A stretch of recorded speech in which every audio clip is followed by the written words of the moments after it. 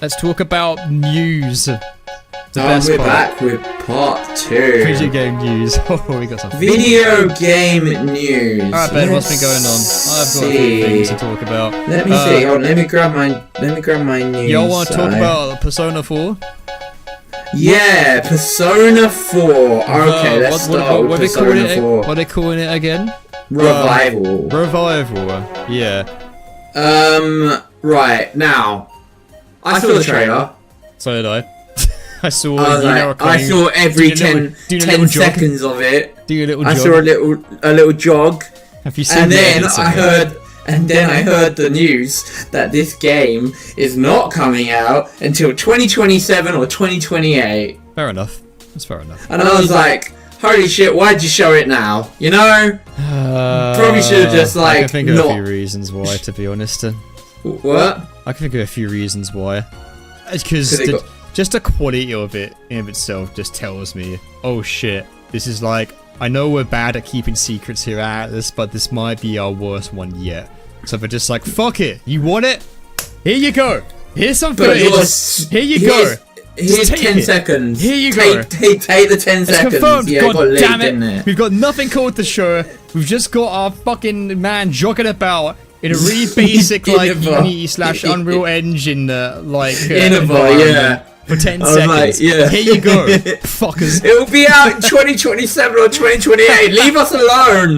Leave us alone, damn it. It really feels like that, doesn't it? Yeah. God fucking shit. And there's also that case of all the voice actors as well, all the old ones. Oh yeah, they're not going to be in it. They're not going to be it's a new cast. Well, honestly, like, a lot of people are surprised with this. I'm not, because Persona 3 did that. Where the only returning voice actor was, what's her name? Was it Tara Platt, who did Elizabeth? She's the only one that came back. And we saw some tweets from Yuri Lowenform, who is the voice actor for Yosuke. I found it so funny that it was like almost like it felt like a marketing campaign that like each one came out, but they came out in the order of the game. Of their awakenings. Their awakenings in the game, and it's like, wait, what? Oh man. Is this a bit or is this real? This was also before it got fully confirmed, so they just outright confirmed that Persona 4 Revival was going to be a thing. Because I feel like they were bitter about it though. What he said was like, they didn't let me back on as much as I begged them to do so, right? Yeah. People are like, I'm so sad I'm not coming back. Love this character. Yada yada yada.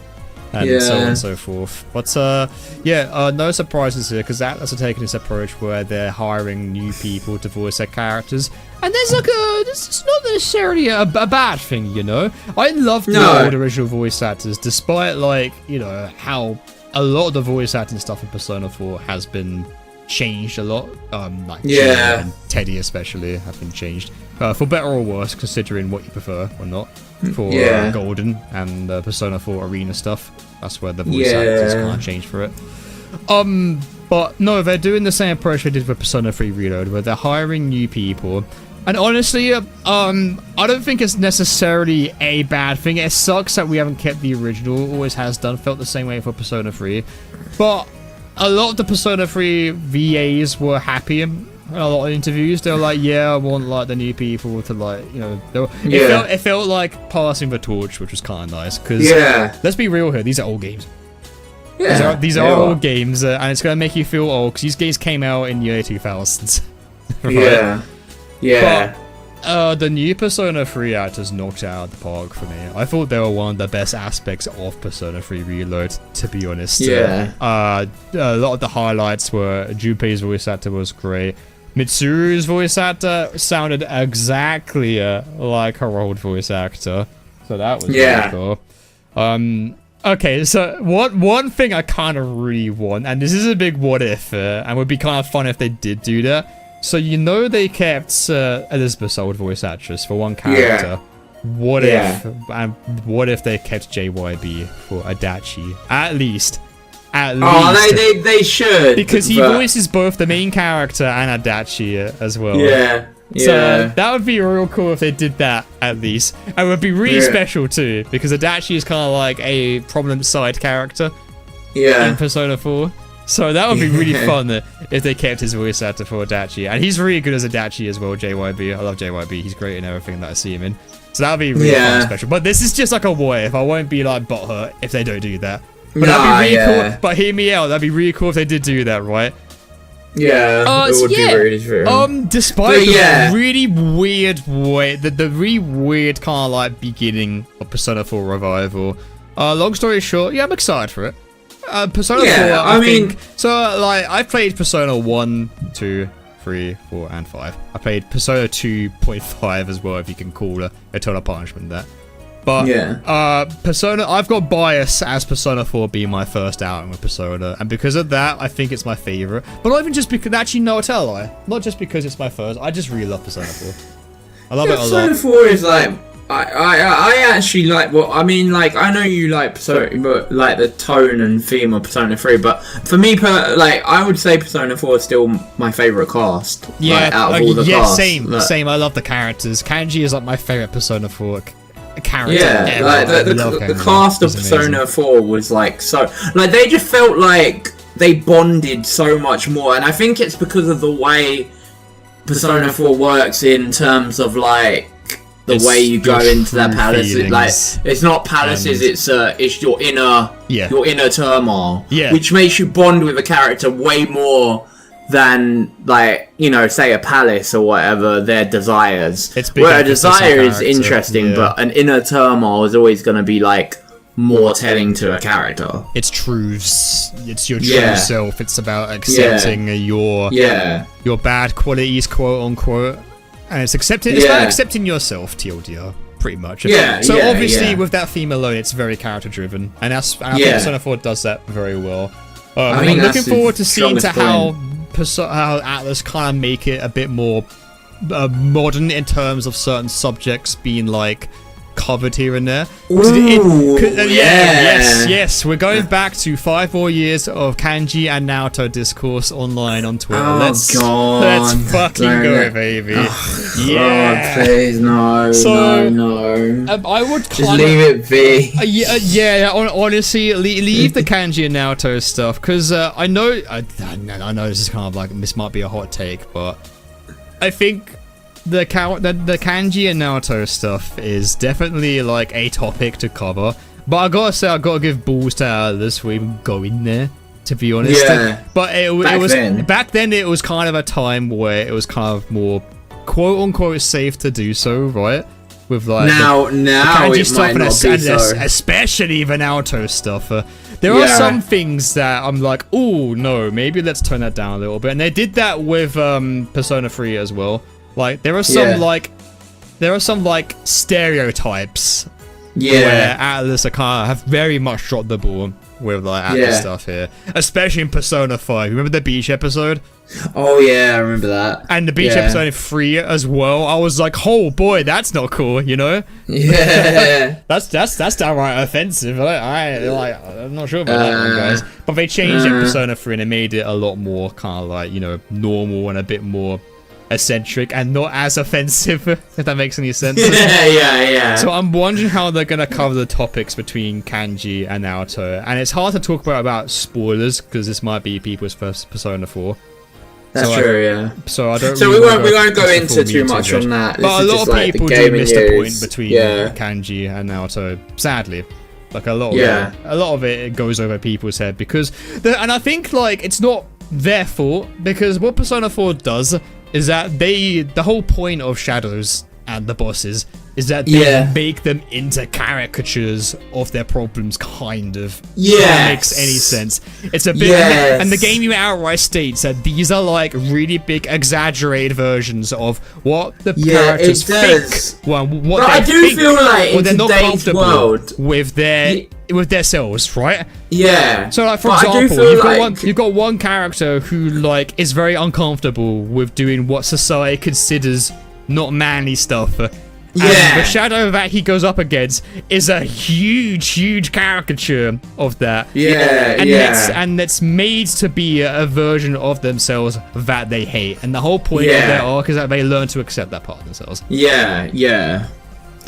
But like, I do think that in today, I don't know why, but I feel like today's people, not everyone, obviously. Sorry. Not everyone. I'm not saying everyone, but I feel like the internet has caused people to have very little media latency, if that makes sense. Let's be real, this is with everything. You could be like conventionally fantastic and you'll still have haters. That's just the way it is. I know, but like nowadays I feel like it happens a lot more. Maybe it's because of the internet that we have all this discourse all the time. I don't know, like it didn't seem that prominent back in the old days. Oh god, now I sound really fucking old. Back in my day. Back in my day, when we didn't have the social media. Just wacky videos on albino black sheep. Yeah. Gentle Car was my true horror back in the day. Salad Fingers, way better than the Saw franchise. I mean, oh god. Right, anyway, let's go on to more news. I'm looking forward to get into the whole media latency. I think I'm interested is more the term I'm looking for. I'm interested in how Atlus go through with it. However, terrible fucking beginning with this announcements. Jesus Christ. Yeah, it's coming, guys. Just give us 2-3 more years. We'll get there, please. This is a video of him walking. It's just a really cool edit of Yuno Akami in City Escape running away from a giant lorry. Oh yeah, something great. It's ripe for. I've not seen the edits for that. But you need to see them. They're great. They're really fucking funny. Okay. Okay. Other news. Okay. In cancellation news, are you ready for this, Joe? No, I'm never ready for cancellation news. EA cancels Black Panther game that has been in development for 4 years. Was just about to start. No, sorry, being in pre-development, the planning phases. Was just about to start development. Guess what it was going to use? Guess what system it was going to use? Do you know what system it was going to use? The Black Panther game. It actually sounds really cool. Google Stadia. I'm really sad. What? Google Stadia. No, system. I mean, like, game mechanic. Oh, right. It's a very, very, very interesting game mechanic. I'm gonna take a guess because I don't really know a lot about the Black Panther thing, but I'm gonna shoot my shot. Is it the Nemesis system? Yes. Oh my god, you're joking. Yes, it was gonna use the Nemesis system. Don't tell me it got axed because it was gonna use that. No, it got axed because it had only just started development after 4 years of pre-development. But games take a long time to develop. It's a lot of work. This is just like, but EA was just like, wow, you guys only just started development. Yeah. Most impressive fun you could be under, to be honest. Yeah, so it wasn't gonna, obviously they don't have the patent for the Nemesis system, but they had a way. I guess that was what the 4 years of development. I feel like speculation here, but that is what the 4 years of development were mainly focused. The pre-development were mainly focused on finding a way to use the Nemesis system without treading on the patent. Yeah, sort of thing. It sounded really cool though. You basically were gonna have a rival. You were gonna take down a mook or whatever, a really basic mook. And then that mook was going to get stronger and stronger and become your nemesis throughout the game. That's such a good system. I can't fucking believe that it's been copyrighted. Yeah. It's so cool. It's so cool in concept. I love that. Yeah. Makes me actually want to play about Lord of the Rings game. It was just going to be it was just going to be a basic mook, but then it was going to become the big bad. It sounded really interesting. I was like, oh man, that sounded really cool for a system. And you were going to be vying for the whole, Black Panther works on who's going to be the next Black Panther sort of thing. So it was kind of it sounded like a really cool game, and sad it got axed. So it's Wonder Woman all over again. Yeah. Damn. So that got axed. So that's sad. I mean, you can just go and experience that Nemesis system on that Lord of the Rings game. I know. Right? If you're a real fan, Ben, you'll find a way to make it happen. Oh no.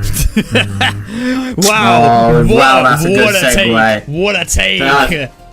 That's a good segue, right? Randy fucking Pitchford making every single staff member work on that game fucking look at their monitor and just wanna fucking just groaning because Jesus Christ. If you're a real fan, you'll pay the money. If you're a real fan, it's reasonable.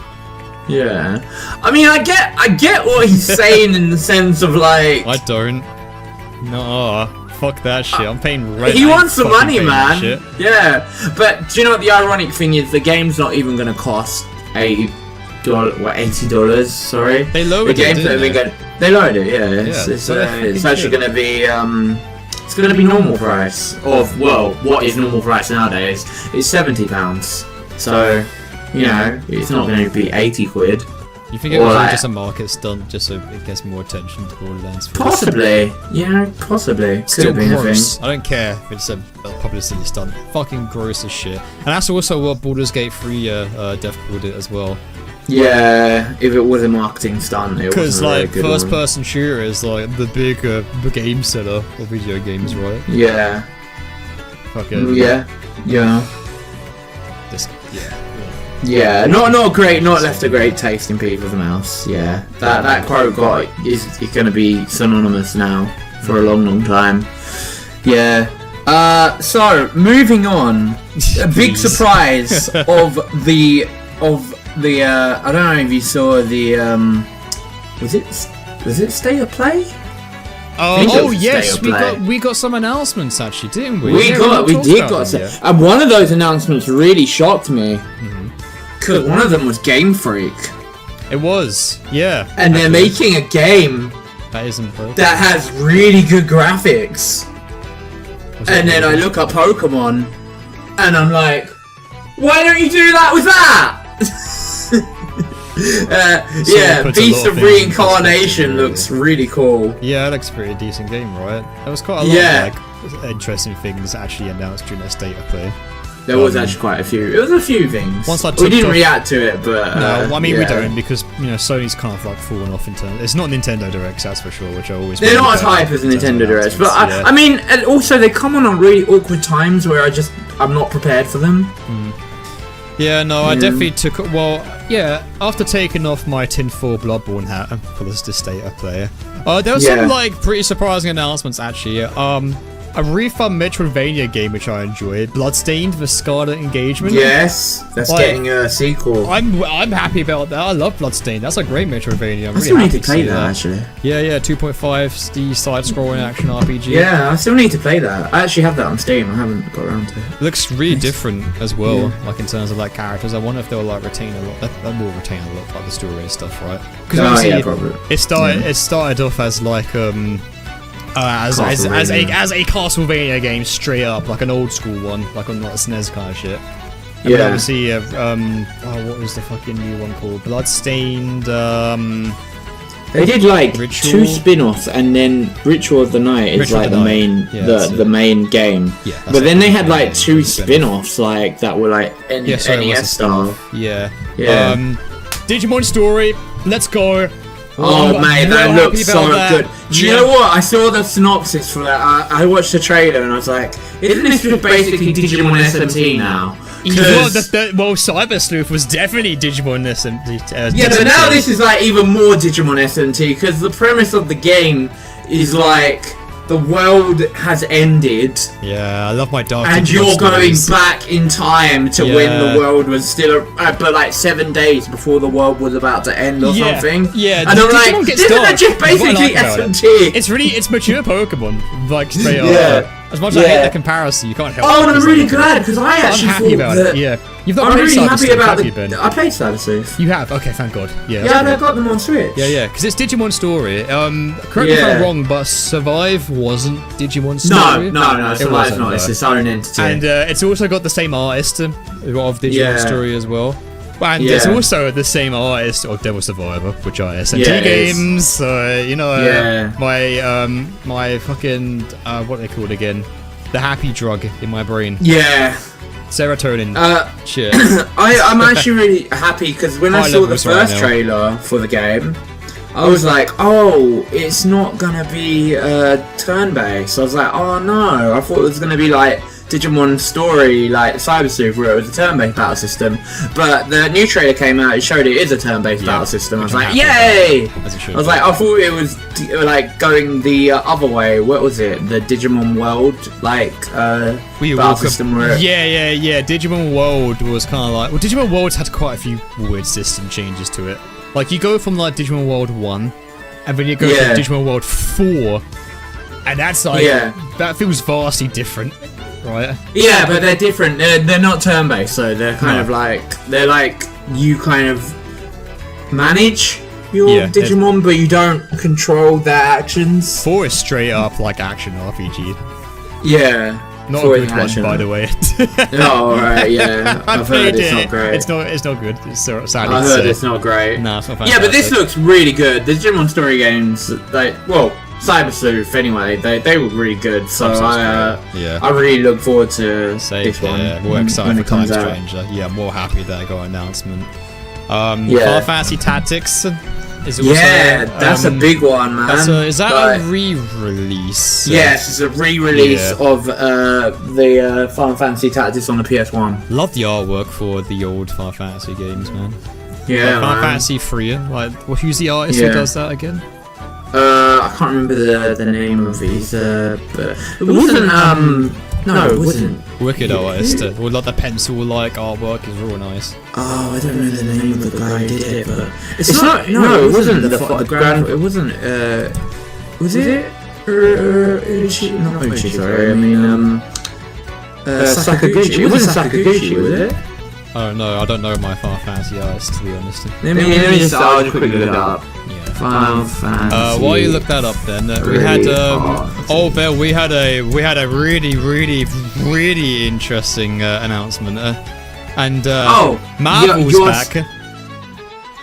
What? Yes, Marvel's is back. However, it's not Capcom Marvel. It's actually Arc System Marvel. Yeah, that was a throw in the works, right? And it looks crazy. It looks great. I'm scared for Marvel vs. Capcom, to be honest, because they've been a league of Capcom for a very long time. But however, holy fucking shit, this game looks fucking awesome though. It's not a free on free. It's a 4-on-4, and I'm like, whoa, you gotta learn 4 fucking characters. But they're doing a thing where it's like, actually, you can learn just 1 character, and the rest of your characters are just tag-ins. So that's not too bad. I saw the 4v4 combat's very interesting to get. You can tag people in and out. Like, you can use it to combo as well. It's just Marvel as well. It's not Capcom, it's just Marvel. But it looks great. Dr. Doom looks fucking fantastic. The designs of the characters, they really have redesigned all of the. They're very Japanese. Yeah, it's very cool though. But it's a really cool take. Works. Captain America wearing a fucking leather fucking Formula 1 coat. I didn't know I needed that until I saw the design. To be honest, it looks pretty good. Yeah. Backgrounds look really nice in there as well. Yeah, it's looking really nice. Game looks really good. It looks really awesome. Yeah. They were just really passionate about showing it as well. Like, I was like, you can tell there's a lot of passion being put into this one. I mean, Marvel fighting games are some of the biggest fighting games out there. So to see, and Arc System Works are like the anime fighter developers. Yeah. So to see them work on, to see like the big fighting game devs work on the Marvel. Big fighting game franchise too, without like the Capcom in it, is like, whoa, I never really knew I needed this until now. But are Capcom still like, are Capcom and Marvel still cool? Are they doing okay? Are they alright? Yeah, I'm sure they're fine. They released that fighting game collection not long ago with Power Stone and everything. They did, yeah, they did. They're still doing the collections, but like, are they gonna make what's gonna happen to Marvel vs. Capcom? I don't know. Because we technically didn't get 4, we got Infinite.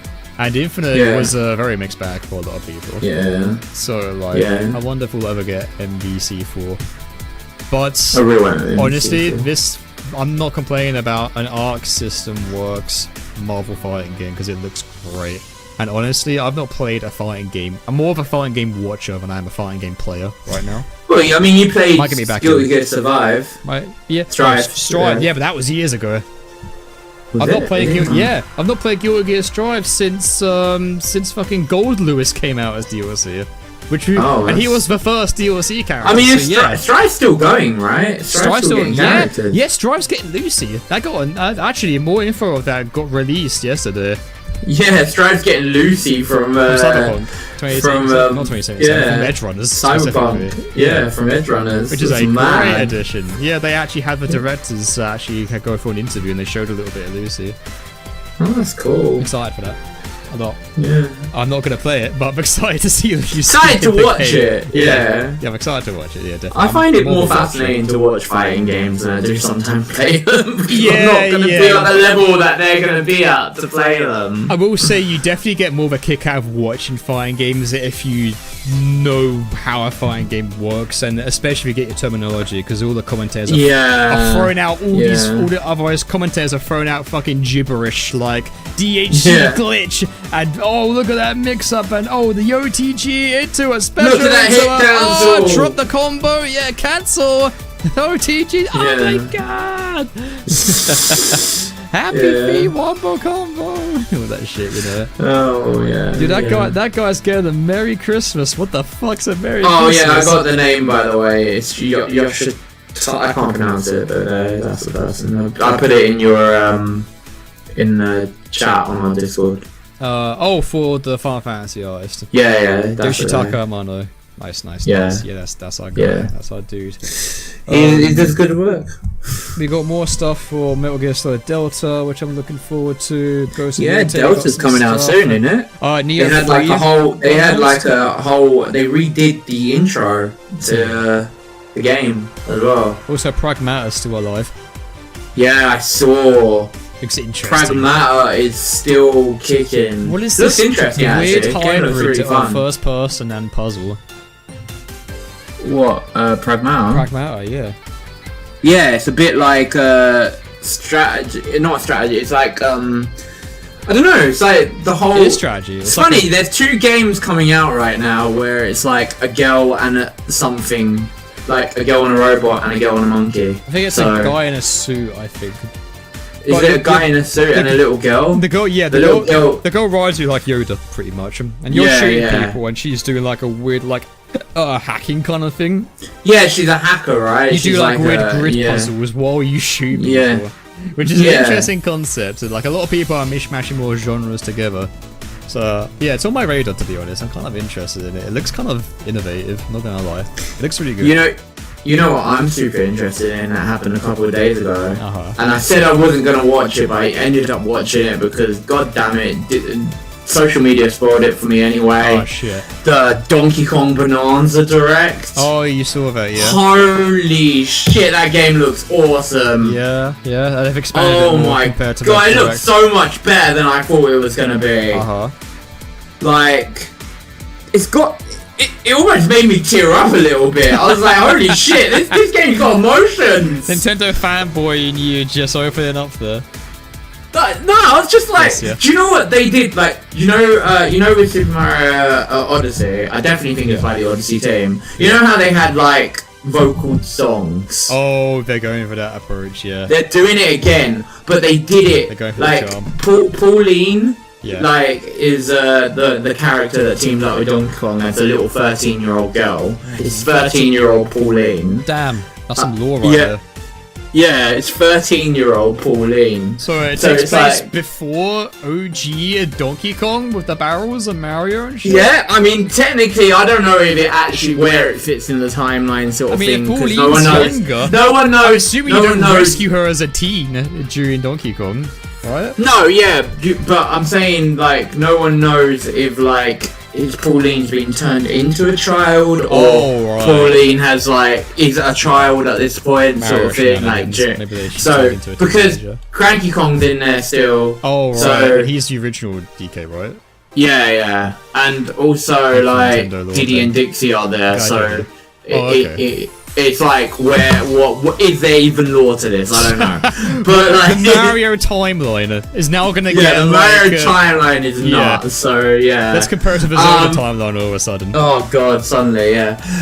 It's funny, but I don't really care about the lore in that sense. But I'm like, holy shit, the gameplay looks so good, and like they did this thing where at the end, like they've actually given full-on voice acting to Pauline as well. Oh, cool. She's not even like doing like in Mario games they do like the whole like random gibberish sort of thing. Oh damn. Which it's like it's got full-on voice acting. Okay. Donkey Kong doesn't speak, so that makes it hilarious because Pauline's the only one speaking. I like that though. And from what I've seen, the other monkeys don't like talk in like. So it's like the Pauline understand monkey. Because, like, they're not speaking human language yet, she's following along. I think we're thinking too deep into this, man. It's Mario. They ain't got to explain shit. It's weird magic mushroom magic. But also, like the other thing is, the vocal music they used was like, they used the old, like, you know, the da-da-da-da-da-da-da. They gave it lyrics, and I was just like, cool. Oh no, that's so beautiful. Like, holy shit. Yeah, definitely. I was like, holy shit, this game looks so emotional. I didn't expect to be emotional over a monkey game. But like, no, but it looks really good. And man, like, honestly, get this. Yeah. They were hiding a lot when they showed that game, because when they first showed it, they did not reveal hardly anything. Now I see why it had a direct. Yeah. There is skill trees. Oh. There is like, what? Yeah, it's got skill points. Yeah. Like, you upgrade your like moves and shit.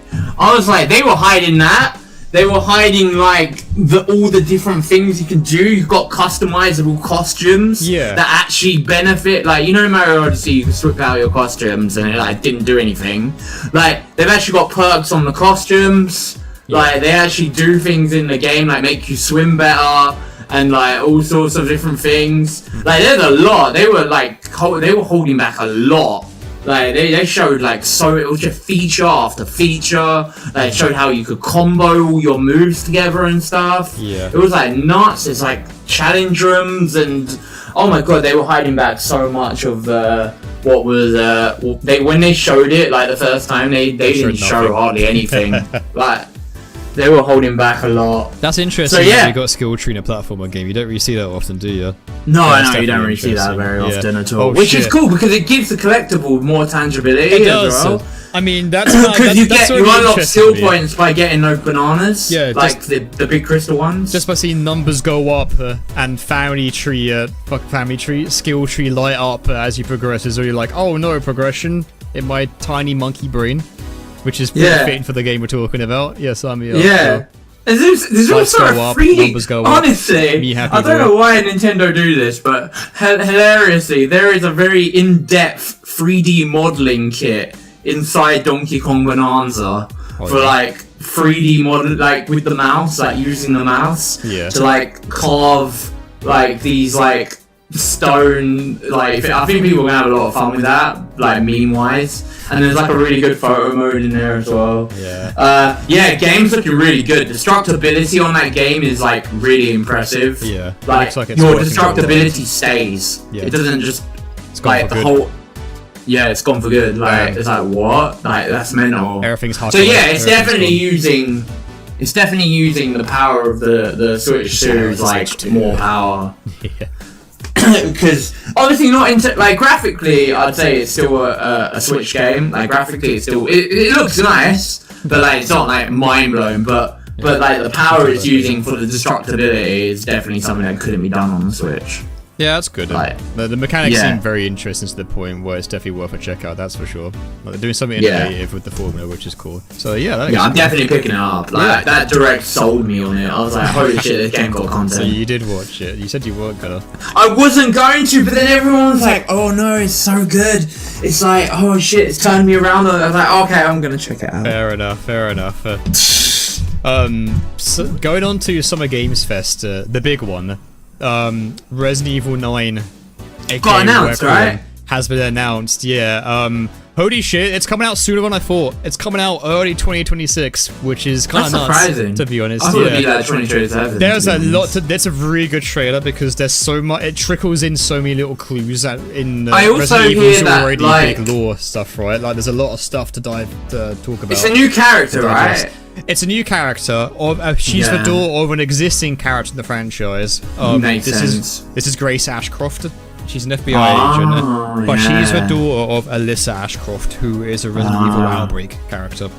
Yeah. So when the trailer first started coming out and first started revealing it, so people were like, holy shit, is this a new like Resident Evil Outbreak game? Which is what people also really want as well from Capcom. Oh, that's hilarious. It looks real creepy. It looks really interesting.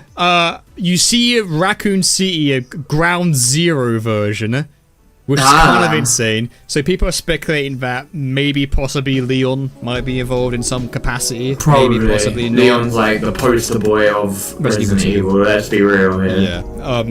Yeah. So apparently it takes place in the spooky hotel, which is what was investigated by Alyssa.